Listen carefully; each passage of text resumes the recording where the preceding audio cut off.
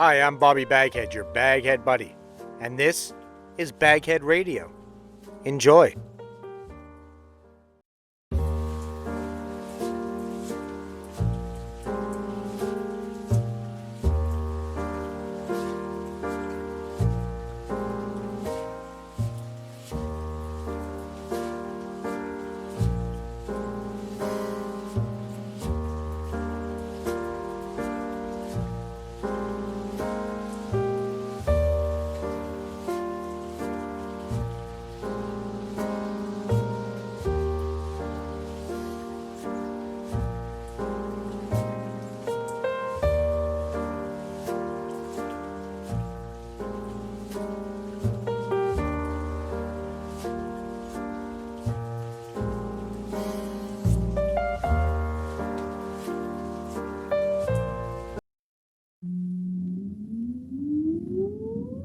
Countdown for blast off. X-5, 4, 3, 2, X-1, fire.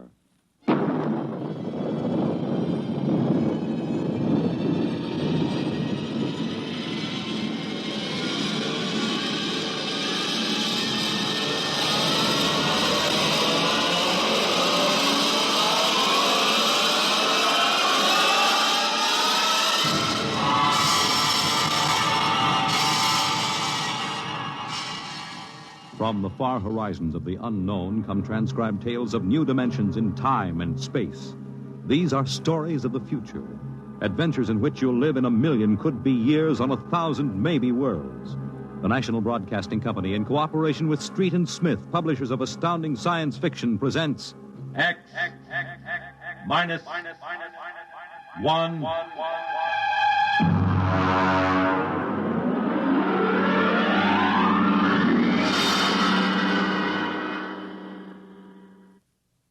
Tonight's story, Nightfall, by Asimov.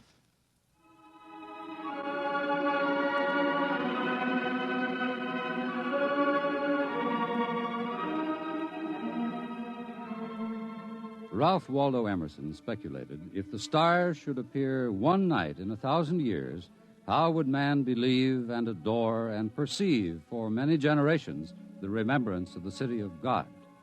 This was philosophically interesting. But on the edge of the galaxy, a planet swings on its orbit in a cluster of 6 suns. These suns hang in the sky above. Never less than 2 shine down through the entire 23.8 hours of the planet's day. The yellow light has burned down on the planet continuously, into the past, till the mind of man runneth not to the contrary.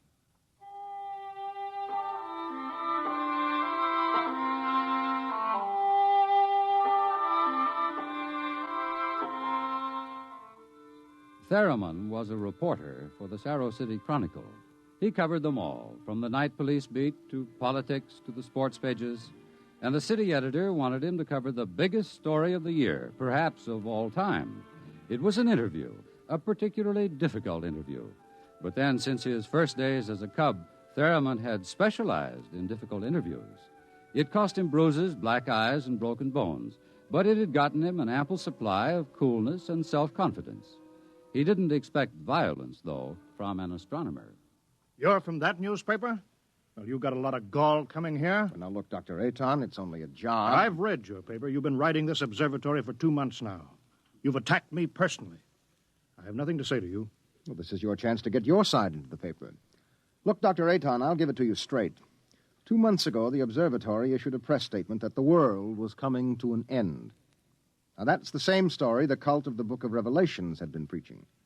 Now, when a scientist backs that up, it's news. Our conclusions have nothing to do with the cult. The cult is full of superstition and mysticism. We're scientists. You've got the people pretty angry. It doesn't matter. If I can't get the story from you, I'll have to go somewhere else. Go ahead. The paper can be pretty rough on someone who doesn't cooperate, Dr. Aton. Young man, if you're not out of the observatory within 5 minutes, I shall call the police. Now get out.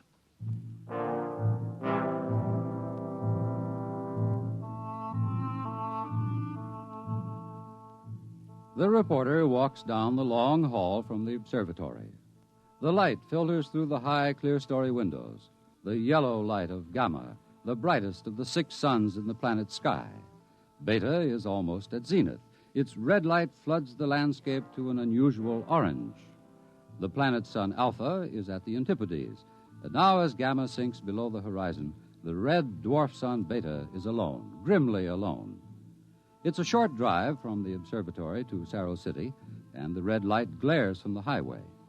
The Temple of the Cult stands hewn from the solid rock of the Dormite Mountains outside the city, and in the inner courtyard stands Sor, the priest of the cult.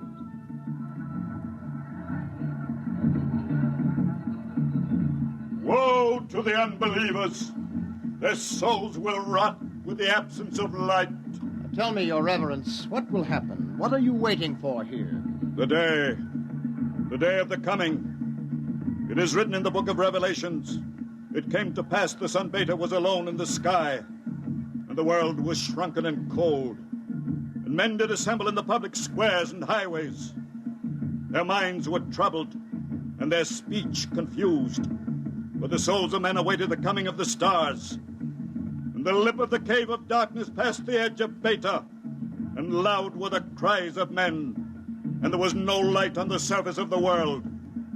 And in this blackness there appeared the stars in countless numbers, and in that moment the souls of men departed from them, and their abandoned bodies became even as beasts. From the stars then reached down the heavens flame, and where it touched, the cities of the world flamed to destruction, so that of man and all the works of man naught remained. So it is written.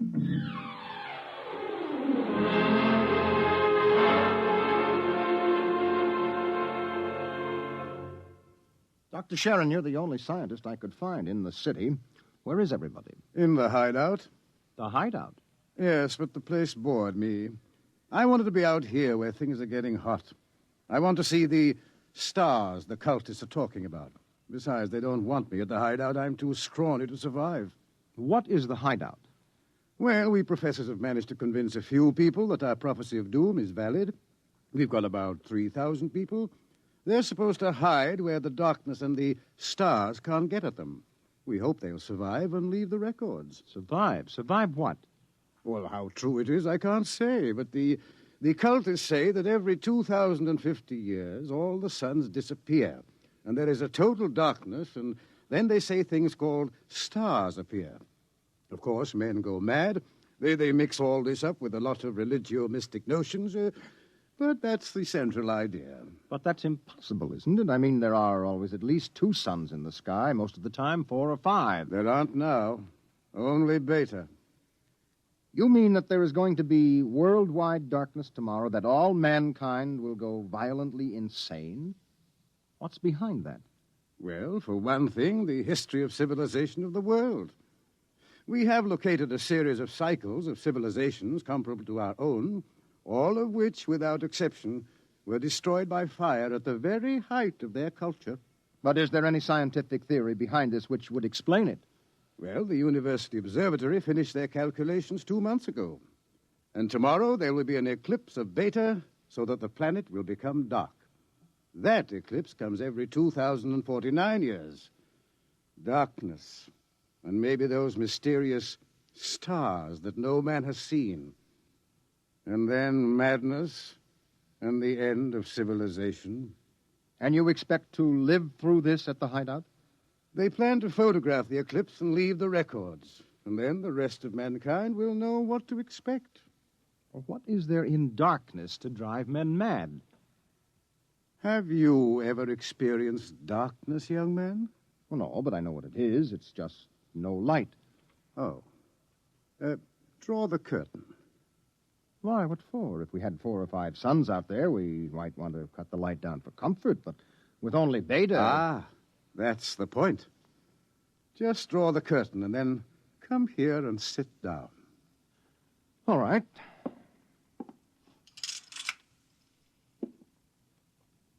I can't see you.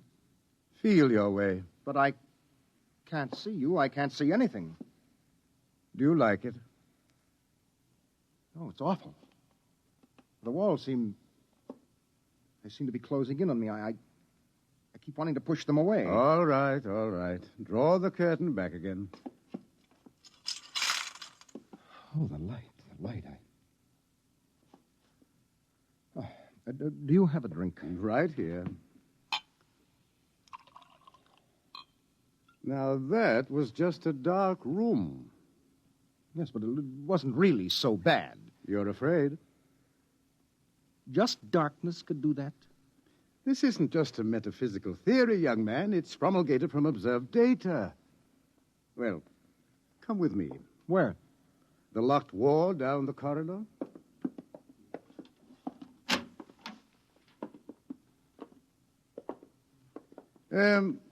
Were you at the Cerro City Centennial Exposition 2 years ago? I was overseas on assignment. Well, you remember hearing about the tunnel of mystery that broke all records in the amusement area? Oh, yes. Wasn't there some fuss about that? The Anti-Vice Society had it shut down. Oh, it was shut down, all right. But the Blue Noses had nothing to do with it. That tunnel was nothing but a mile-long passage through darkness. You rode in a little car, and it took 15 minutes to get through. Oh, it was very popular while it lasted. Popular? Well, there's a fascination to be frightened when it's part of a game. Absence of light is one of the instinctive human fears. People came out of that 15 minutes of darkness shaking and half dead with fear. Weren't there some deaths? Oh, bad hearts, but that wasn't the big danger. Now, which key is this?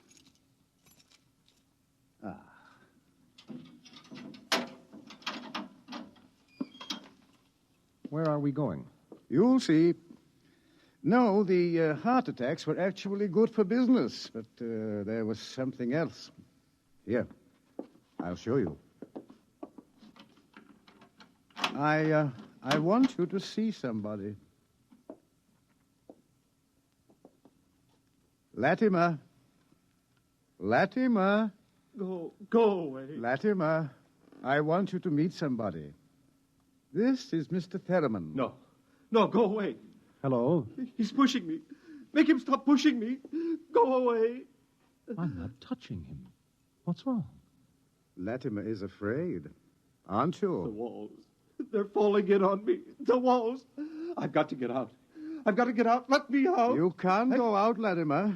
It's all right. I've got to get out. Let me out. Let me out. Let me out. At sleeping period, we have to give him a shot of morphine. Otherwise, he'd bat his brains against the wall. What's wrong with him? Nothing. Nothing but 15 minutes in the darkness of the tunnel of mystery. Oh, that's impossible. 1 person out of 10 came out of the tunnel that way. That's why we had it shut down. But why should darkness do that? It's obvious men cannot exist without light. Longer periods of darkness would obviously be fatal. The scientific theory is that the consciousness of light is necessary for mental activity. Please, doctor, let me outside. Let me out, please. I can't breathe. They're pushing me. They're always pushing me. I can't stand here.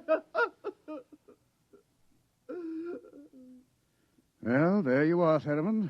That's what 15 minutes of darkness will do. Man just wasn't built to operate without light.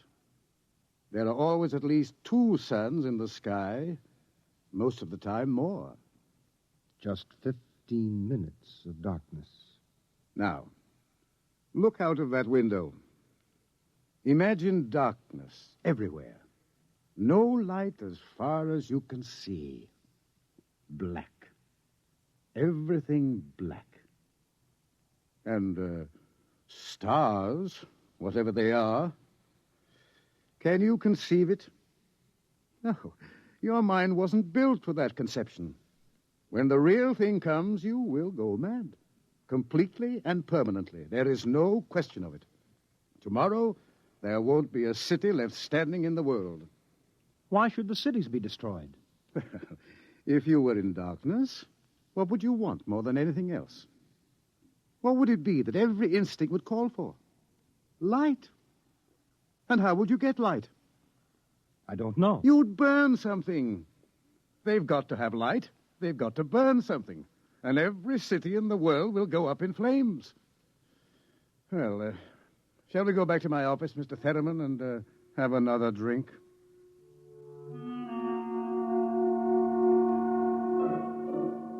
Through the skies, the red sun Beta shines alone. The wind howls across the city. It is cold, colder than man can remember. And as the hour approaches, the reporter goes out and speaks to the man in the street. Excuse me, where are you going now? Home for supper. How about, what are you going to do tonight? Oh, you mean about this star stuff? Look, I'll tell you, mister, I got nothing against religion, see? But it don't stand to reason that the end of the world is going to come boom like that. It just don't stand to reason. Have you read what the scientists say? I don't read stuff like that, only the headlines. Well, how about the cult? Well, now, like I say, I've got nothing against religion. But you don't believe them either. They've always been shouting about doom and sin. Listen, when you've been around as long as I have, you get to know the score. It's all right to preach Judgment Day is coming and all that, but just the same, I'm putting money in the bank. How about darkness? About what? How would you feel if there were no light? You crazy. How could there be no light? Well, suppose all the suns went down at once. Suppose everything was black. That's crazy. What's the use of supposing something like that? It couldn't happen. It's crazy. That's all. Thank you. Sure. Oh, look, mister, remember, pallet with 2 L's?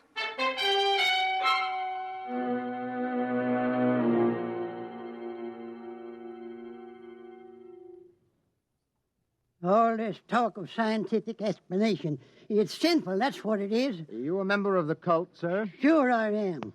Been a member since I was a boy. And Daddy was a member, too. I've seen the books. It's all written down in the books. Don't you believe the scientists' explanation? Don't need it. Going to save my immortal soul. I'm going to stay on the mountaintop in a white robe while the stars carry me away to glory. Blessed be the stars.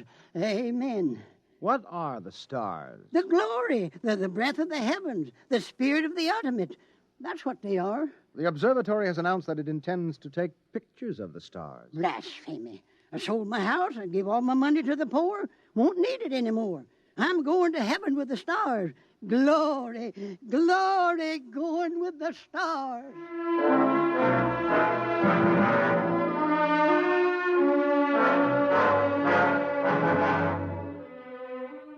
The reporter checks the stock exchange, the stores, business at a standstill.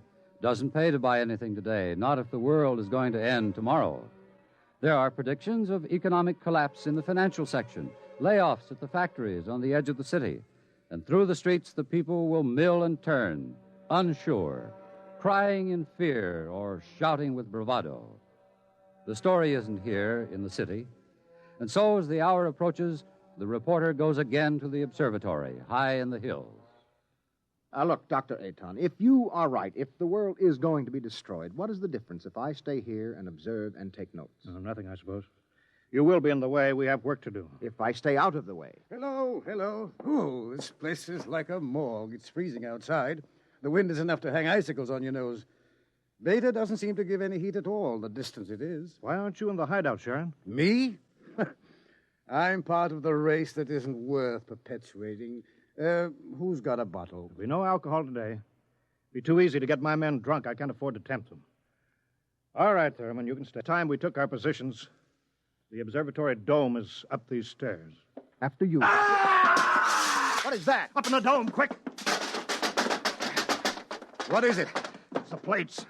The photographic plates, they're all smashed. There he is. A cultist. He's going for the telescope. After him. All right, I've got him. Let go! No. Let go! Must be destroyed! It must be! It's all right. He didn't harm anything. Let him up. Well, that's the high priest. I was talking to him yesterday. All right. What do you want?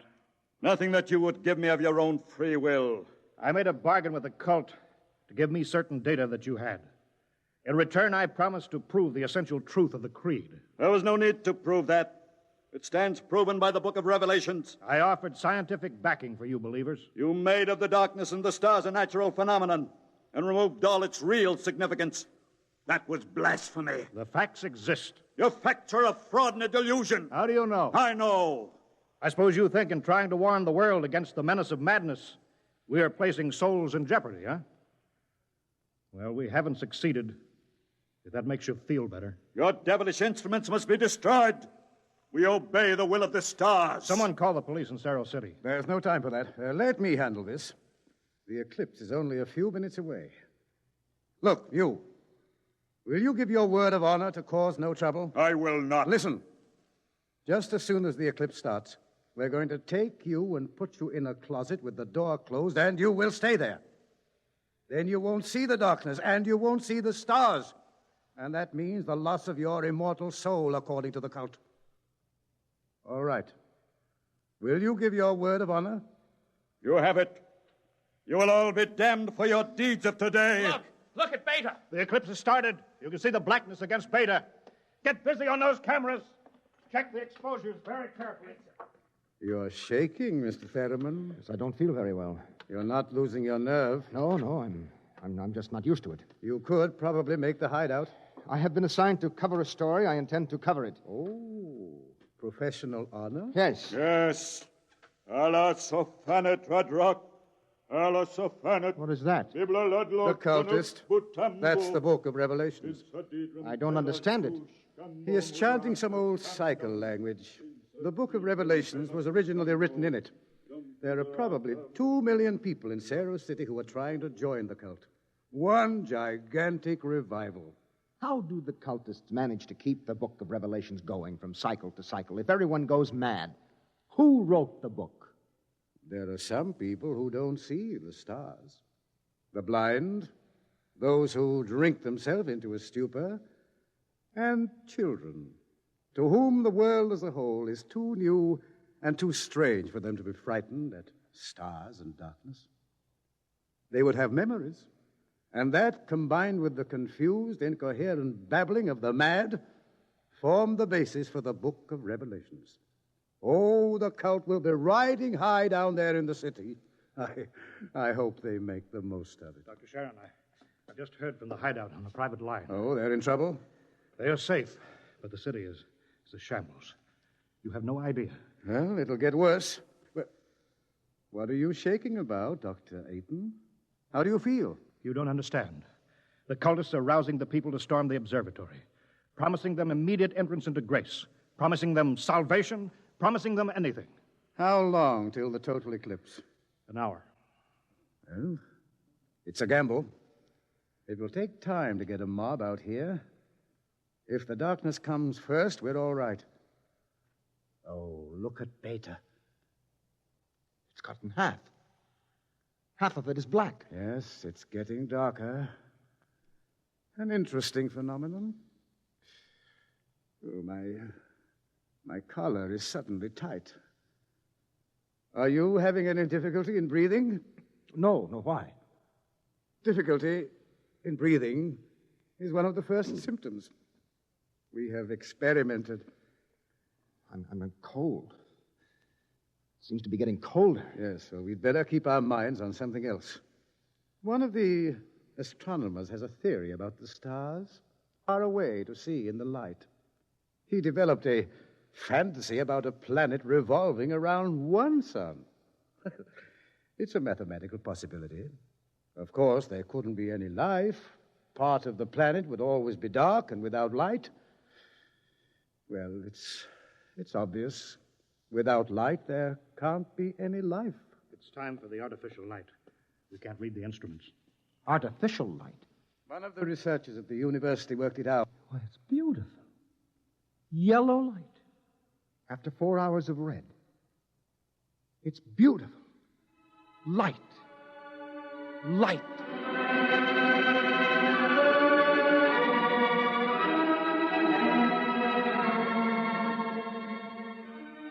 The dome is quiet.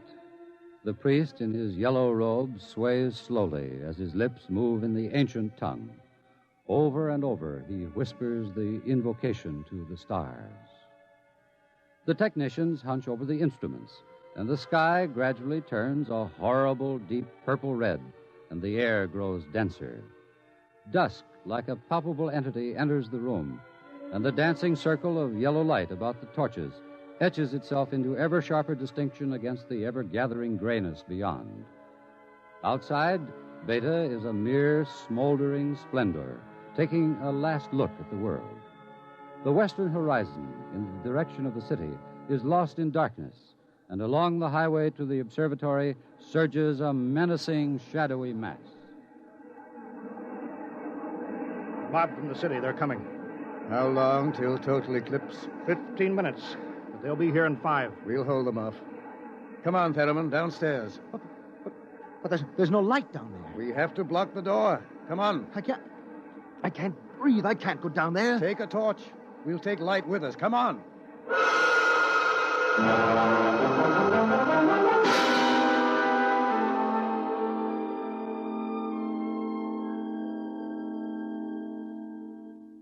Aiton.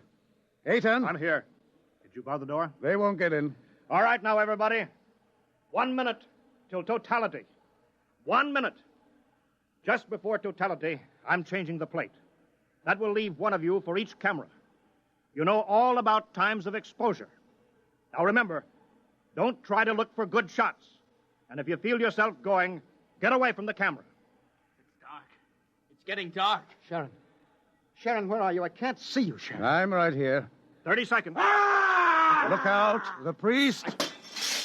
I can't see him. And the wicked shall perish, and the souls of the true believers shall be transported in glory to the stars. You can see him against the torch. Don't let him get to the From the telescope. stars there reached down a heavenly flame, and where it touched the cities of the world, flame to utter destruction. Grab him! You shall not Grab him! blaspheme! The world must be destroyed by the stars! It must be! Let me go! I'll take care of him. Stars! The stars!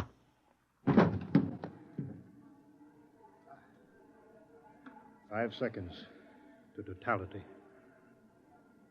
4, 3, 2, 1.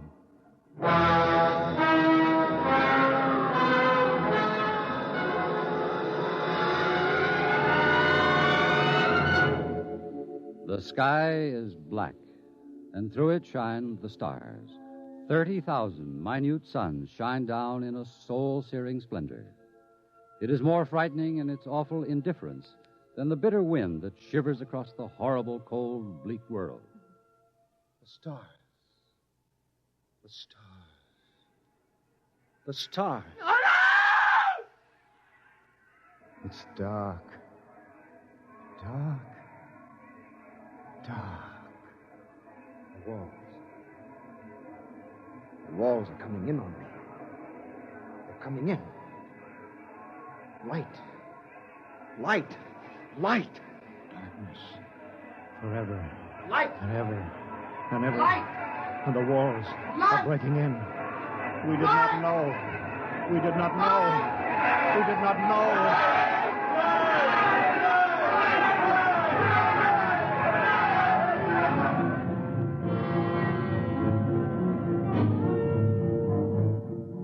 On the horizon, in the direction of the city, a crimson glow begins growing.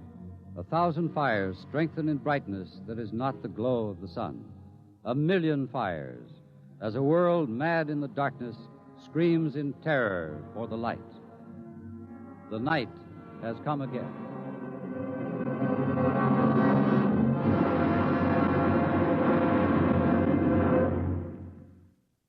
You have just heard X-1, presented by the National Broadcasting Company in cooperation with Street and Smith, publishers of astounding science fiction.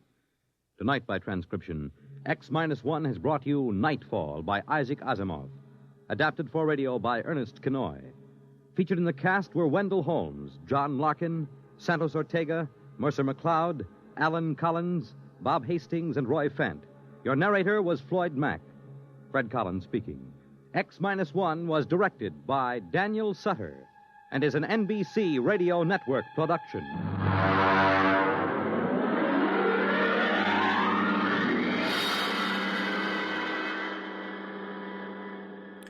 You've been listening to Bobby Baghead Radio. I'm your host, Bobby Baghead, your Baghead buddy. Please click, like, and subscribe. Leave any comments you want. Any requests for what you want to hear, leave below.